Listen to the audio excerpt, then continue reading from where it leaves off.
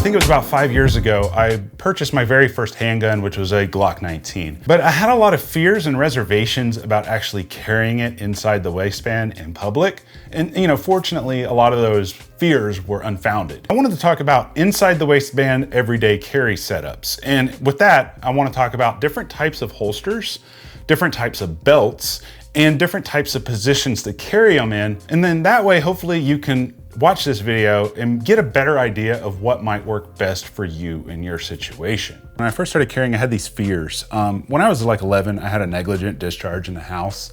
Essentially what I had done was, my dad taught me the basics of gun safety, right? Like drop the mag, rack the slide, make sure there's nothing in there, and then you point it in a safe direction, pull the trigger to make the gun completely safe. The problem, what I did, and this was my 11-year-old self, was I racked the slide and then I dropped the mag. And when I pointed it in a safe direction, it went boom when I was expecting a click. And it gave me a lot of fear. And after that, my dad ended up moving to a place where I couldn't shoot guns anymore.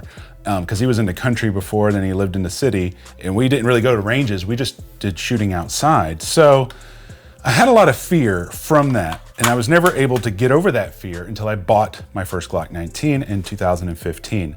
So once I finally got over it, I realized that a lot of my fears were unfounded. And one of those fears was having a gun with no safety, especially if you're gonna carry chambered.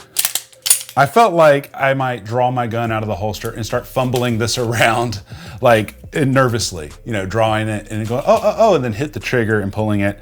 And then my other one was I was worried about if it was in the holster and someone like my kids hit it, that it would go off. Like, these were all unfounded fears.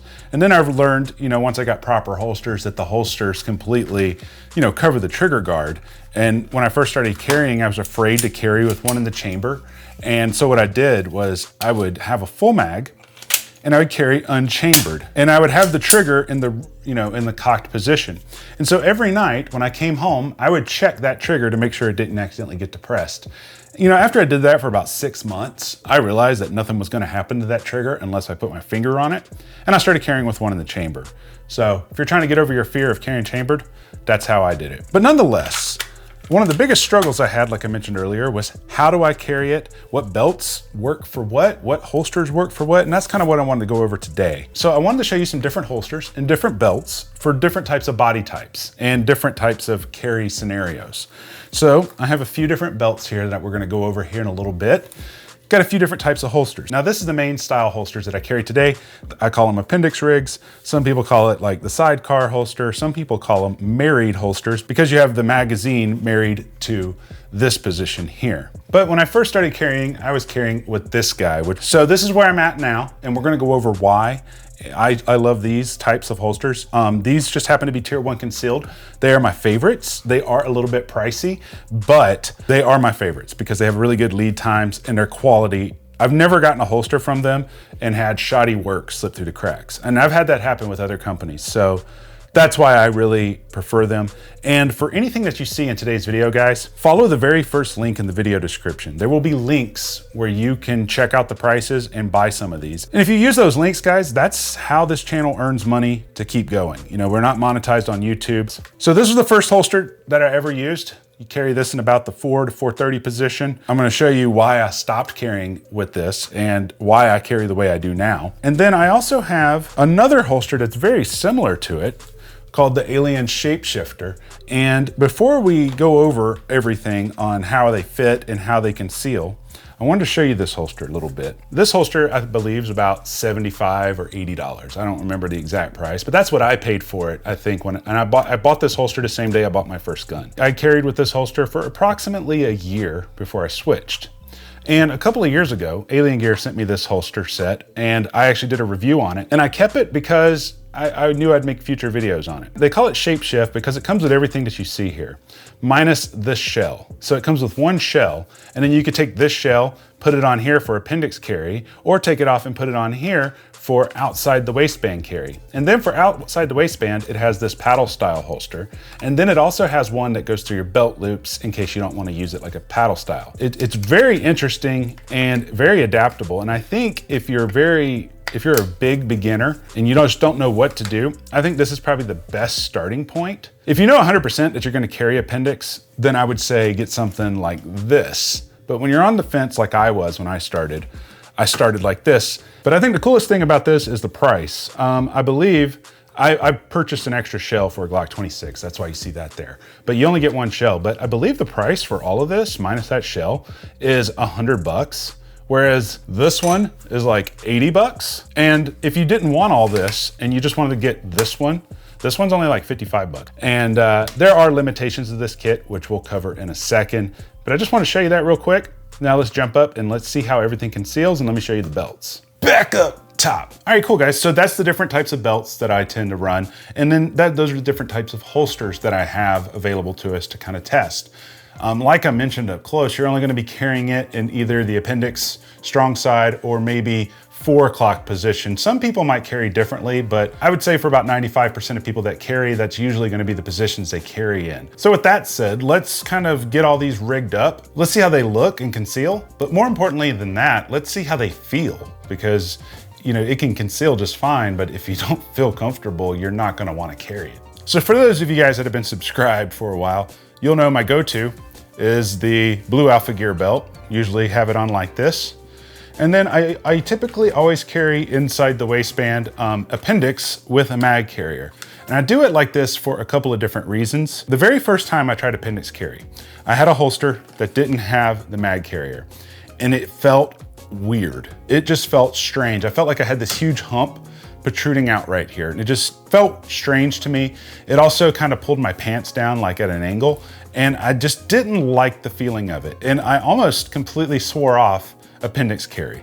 But then I got one with that mag carrier. Now these happen to be my favorites. This one's from Tier 1 Concealed, but it doesn't really matter on the manufacturer of it as much as it does the style. So once I got my very first holster that had an attached mag carrier, I put it on and I immediately felt at home.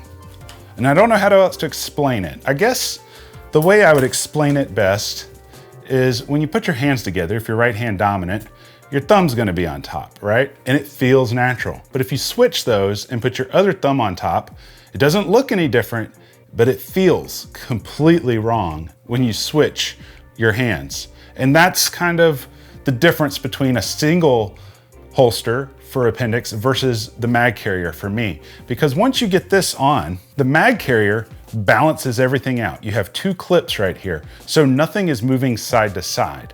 And this felt completely at home for me. So this is my Glock 26, and you can see it. I mean, I'm just walking around. This is typically how I carry all the time. I just always have it here, and I can draw, present. I'm not gonna pull the trigger, obviously. These are loaded. And then, you have your backup mags just in case. But the backup mags, a lot of people don't understand. They're like, you don't really need to carry backup mags. And there's arguments for both why you should and shouldn't. For me, I like having a backup mag, but more importantly, like I mentioned, it comes down to the comfort of it. Now, when I switch to something like this Glock 19, I usually carry it with a light on it. I'm gonna start carrying my Glock 19X very soon, but I just put a new trigger in it and I wanna go test it before I start carrying it. So same thing, this holster has a little space for a compensator in case I put a comp on it, and this will actually protect the compensator from burning my giblets. It's the same thing with this one. Although this gun is larger than the Glock 26, I also have a mag well on it right here, and that mag well makes it protrude a little bit more. But when I wear it like this, you still can't see it. In this blue shirt, if I was printing, you would 100% see it. You can see slightly right here, but by the time I'm walking around, I can raise my hands. Nobody can barely see it because my shirt's fit. And if I need to pull and draw, I can do that as well. This is typically how I carry. Pretty much 100% of the time is in that position with my blue Alpha Gear hybrid Cobra belt. Definitely my all-time favorite gun belt. And if you notice, this belt is like 2.5, 3 years old, and it's still rigid. I can hold it right here. And it's not the most rigid belt I have, but it is a super rigid belt. Now, depending on your body type, appendix carry might not be good for you. Especially guys that have a little more up front, in which case I would recommend A, exercising and losing your gut, or B, moving the gun to your side. Now I do have like 3 or 4 friends who have a gut and they are able to conceal carry. Essentially the way that they do it is they carry subcompact guns like a Glock 43 or an M&P Shield, and they tuck it in and their gut kind of helps conceal it because the gun's so small, the gut kind of hangs a little bit over the grip. So when they go to draw, they pull their shirt up and then they pull their gut up with it. Then they grab their gun. I'm not saying that's the right way to do it. I'm just saying I know guys that have a gut that do conceal carry, but they don't conceal carry with these sidecar style holsters. They carry it with just a single gun. So it can be done, but if you do try an appendix holster and you've tried both this one as well as a single one and it doesn't feel right, then we're probably gonna have to move the holster somewhere else. Now this holster right here is my very first holster that I ever concealed carry with. I bought it at the gun store when I bought my Glock 19. Now this is the original Glock 19, it's just the slide's different. I ended up having that slide modified and I was like, hey, let's revert it back to stock. And I ended up buying a Glock 45 slide, strangely, but it is my first Glock 19. So this is the Galco King Tuck, and these are still available. Now for me, I was having a problem with it sliding, and I'll show you in a minute. And what I did, I glued a mouse pad to it. I know, it's coming off, but I glued a mouse pad to it to keep it from moving against my underwear. It kept just coming up. But the problem I had with this one was printing, and let me show you. So this gun is unloaded, 100%. Fits in here like this. The muzzle of the gun goes against the leather, and then you're not gonna get any like moisture on your slide right here because it has a sweat guard. So when I first started carrying this, I was working at a bar. And at that bar, I had to close every single night. And I was by myself most of the time as an employee. Now there was a lot of regulars there who would totally help defend me if something went down. I know that 100%. However, because they're at the bar drinking, number one, I don't know how effective they would be. Number two, I don't want them to have to do anything. And number three, who knows if they would actually jump in and be effective, you know what I mean? So I started carrying like this at work. I had clearance with the owner. He said that I could because we had had some incidences of people coming in and it was a scary situation. So I started carrying at work. Now at my job, I had to stoop and bend a lot, you know, to get product out, you know, grabbing bottles, pouring drinks, changing kegs. And the problem I had with this holster was I would stoop, for example, and when I would stand up, you see that? The grip of my gun is now exposed. And so I always had to walk around making sure my shirt was pulled down, because if I just like high-five someone real fast and came back, my gun is now slightly showing. And I had to do that a lot. You know, it was a busy bar. I was high-fiving people, flipping bottles, changing kegs. And it was just super annoying because I was always paranoid about it. The other thing that bothered me was if I forgot to check it and it was sticking up like this, someone could come up behind me without me seeing it and take my gun from me. And that kind of bothered me as well. So I was always like paranoid wearing this holster. The other thing that bothered me about this holster was the way I'd have to draw it. So I'd have to pull my shirt and come up like this, which it isn't that bad, but it's so much faster when you have appendix. But nonetheless, it was definitely an effective holster. And if you have a gut that gets in the way, you can actually put this holster at 3 o'clock right here, and you can adjust these clips up and down. So you can be like, okay, I want there to be a cant to the gun, or you can adjust the clips so that the gun grip rides a little bit easier. You just kind of figure out what's best for you. Now, when I switched to this, I immediately felt 100 times more comfortable with it. I mean, like literally, the gun's in front of me. I don't gotta worry about somebody coming up from behind me. I don't gotta be paranoid about my shirt. And if I have to draw it, it's incredibly quicker to just draw and shoot than it is in the back. Now, if you are the kind of person that is probably gonna wanna try to carry like this, I wouldn't recommend this holster.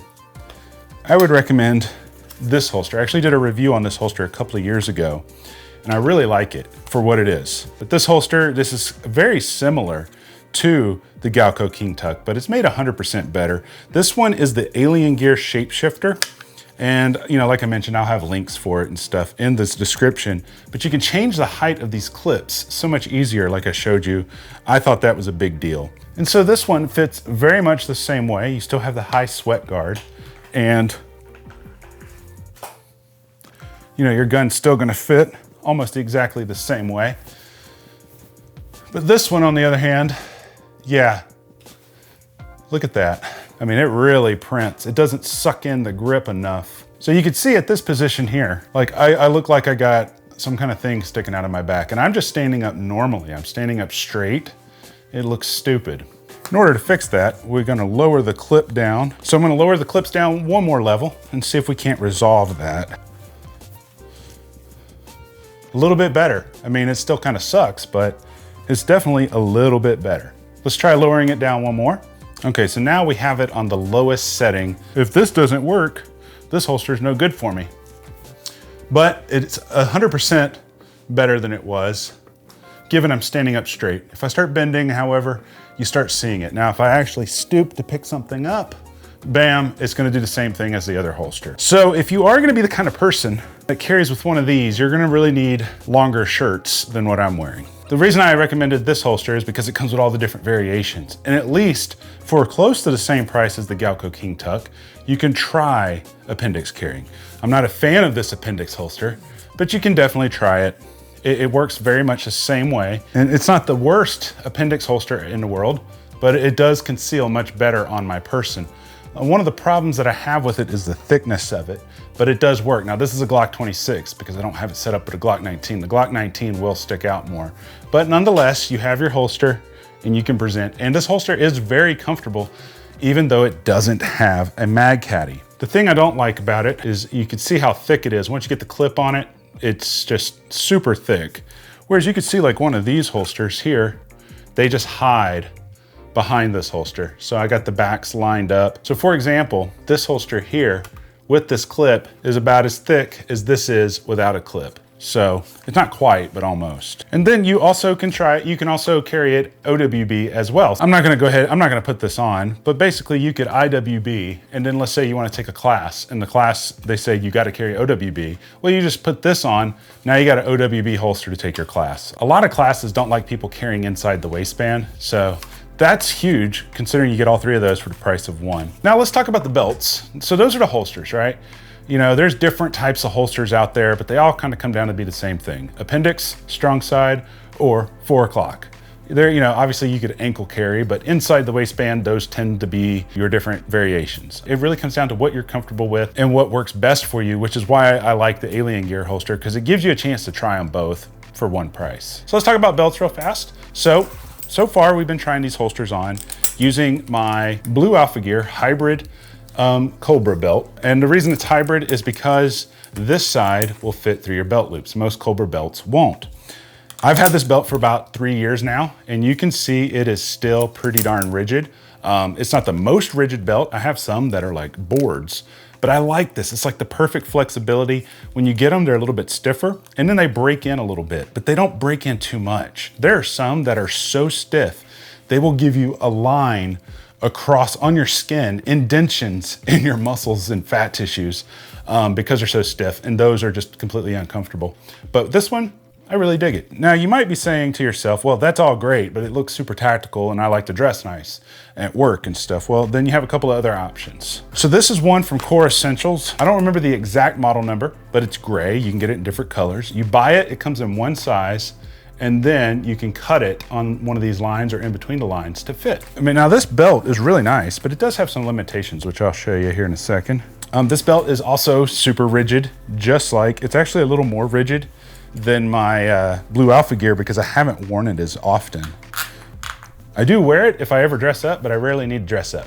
So with this one, you can see on the buckle here, right? It looks super dressy. It looks really nice. Now, if I carry the way that I'd normally carry, I don't know if you guys can see this. The metal for this buckle, even though the buckle stops here, goes all the way to where this clip starts. And then this clip is on the other side of the buckle here. So if you want to keep the buckle in the front like this, maybe you have your shirt tucked in or something, it will work, but you're limited. You can't move your gun to any side because of that buckle. So if you want to be able to have flexibility, you can take it off, loop it through a new hole, and you can move that buckle over to the side.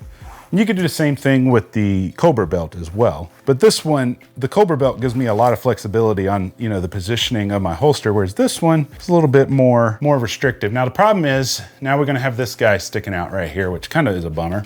So if you have a shirt tucked in, this won't work for you.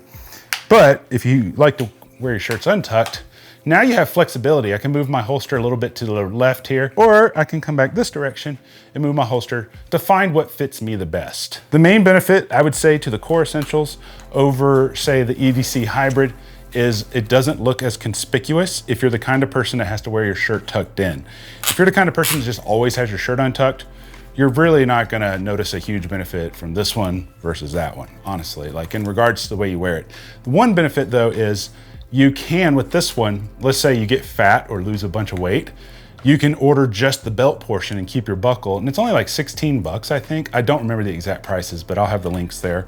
It's only a few bucks to get a new belt and resize it. Whereas with something like this, you'd have to order a new belt. Now, this one is one that I've had for a couple of years and I just don't wear it often, but I really love it to death. Now, this one is a leather belt. This is actual leather. I wore it a lot in the beginning and I don't wear it a lot anymore, but look how thick that is. That's just a huge chunk of leather. This one is from a company called Hank's Belts. It's got a very nice subdued black stealthy buckle on it. And Hank's is a really good company. They sent me this belt in 2016. And back then, I think I was still carrying strong side a little bit. You know, it worked while I was carrying strong side, but it did not work at all for appendix carry. So one thing about this belt is it's really got a chunky front buckle. So when you put a gun behind it, say like this, it really is gonna protrude out. And the other thing is, this whole section here is so wide that these clips won't reach around it. So if I wanna carry appendix, I need to move it to the side. But the problem is, because the buckle is so chunky, when you move it to the side, it looks funny, it sticks out over here. So this belt, I would say, is only for strong side or 4 o'clock, 5 o'clock position, which is why this belt doesn't get any use hardly anymore, because I never carry in those positions, but I like to keep the belt to do videos like I'm doing today. I would say that this one is the most versatile, given that you don't mind that it has a Cobra buckle. This one is the second most versatile because now you can wear it with your shirt tucked in, but carrying appendix is gonna be a little bit limited, although it can be done. That's kind of how you set up your EDC for, inside the waistband carry. You know, like I mentioned earlier, one of the most important things aside from the holster is the belt. If you get a good holster and a crappy belt, it's not gonna be that great. You're just not gonna have a good time. It's just not gonna feel right. And vice versa, you can get a really good belt in a crappy holster. It's still not gonna quite feel right. So you really wanna get the best one for each one. And I hope that this video has helped you with that. If you have any questions, guys, let me know down in the comments section. Thank you for subscribing. But until next time, guys, I love you. You guys stay sexy.